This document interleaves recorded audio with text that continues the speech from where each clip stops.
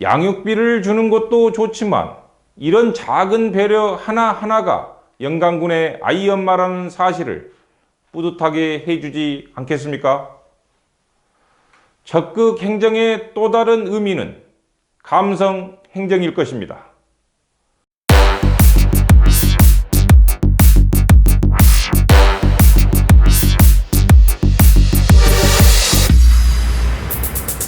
(2020년 9월 25일) 중앙로 203 지금 시작하겠습니다.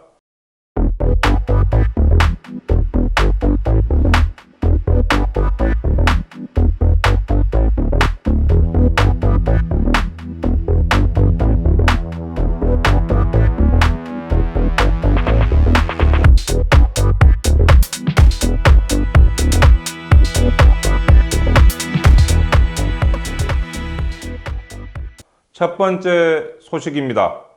추석은 군민과 함께. 가족과 함께하는 추석에도 현장에 남아 군민들의 안전을 위해 고생하는 사람들이 있습니다. 바로 영광소방서 직원들인데요.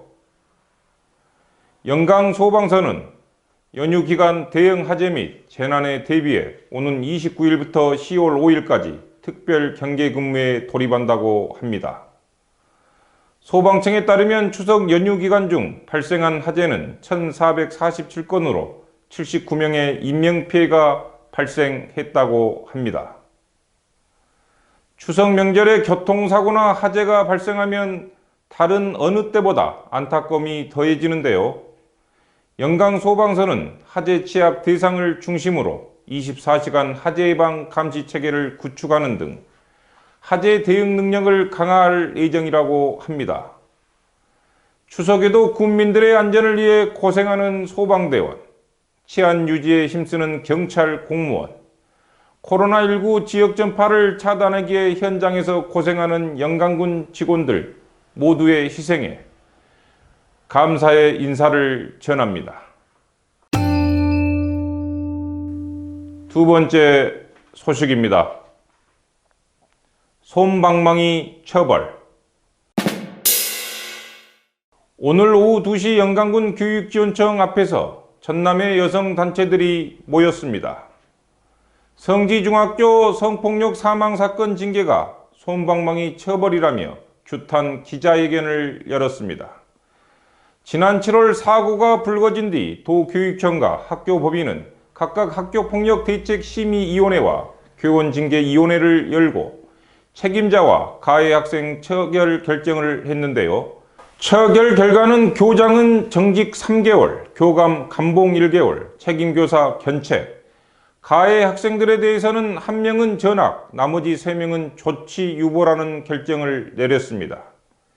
전남의 여성단체들은 이 결정이 솜방망이 처벌이라며 규탄했습니다. 여성단체들은 사립학교 법인이라는 그들만의 견고한 울타리는 사립학교의 폐쇄성과 사립학교 징계권자의 재량에 따른 솜방망이 처벌, 봐주기식 징계 등의 많은 문제점을 드러내왔고 이번 사건에 있어서도 여과 없이 그 민낯을 보여주었다며 강하게 비판했습니다. 또한 매번 학교 폭력 사안에 있어 제대로 된 처리가 이루어지지 않았다며 학생이 안전하고 행복하게 학교를 다닐 수 있도록 철저한 재발 방지 대책을 마련하라고 요구했습니다. 부모가 안심하고 맡길 수 있는 학교, 학생이 안전하고 행복하게 다닐 수 있는 학교, 그런 학교 만드는 게 정말 어려운 일입니까? 세 번째 소식입니다. 이장도 준공무원. 전남의 한 마을 이장이 알고 보니 성범죄자였습니다. 마을 주민들은 그 사실을 안 이후에 경악을 금치 못했다고 합니다. 그러나 그 이장을 해임시킬 마땅한 근거가 없어 해당 지자체는 골머리를 앓고 있다고 합니다.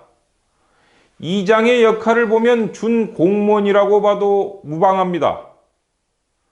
이장의 도장 하나에 지원사업 대상 여부도 결정되니 고난도 막강합니다. 어떤 마을은 잘 뽑은 이장 덕에 풍요로운 생활을 누리는 반면 어떤 마을은 고소고발장이 남발하여 풍비박산 나기도 합니다. 영광의 몇 개 마을들도 이장을 뽑은 가정에 많은 분란이 일기도 했습니다. 문제는 이장 입후보 자격이 마땅히 없다는 것입니다. 자격이 없으니 처음 말씀드렸던 전남의 한 마을처럼 성범죄자가 뽑혀도 해임시킬 방법이 없습니다. 영광군에도 이장에 대한 특별한 자격 요건을 두고 있지 않은데요. 향후 자격 요건을 만들어갈 예정이라고 합니다. 어떤 마을 이장은 연임 횟수가 다 차면 자기 아내를 이장으로 내세웠다가 다시 이장을 이어간다고 합니다.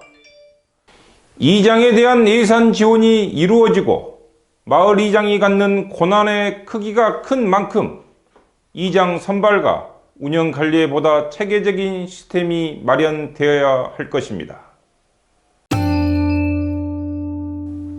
네 번째 소식입니다. 행정의 감동을 더하면 지난 2018년 온라인 커뮤니티에 임산부 감동하게 한 택시기사님이라는 제목의 글이 올랐습니다.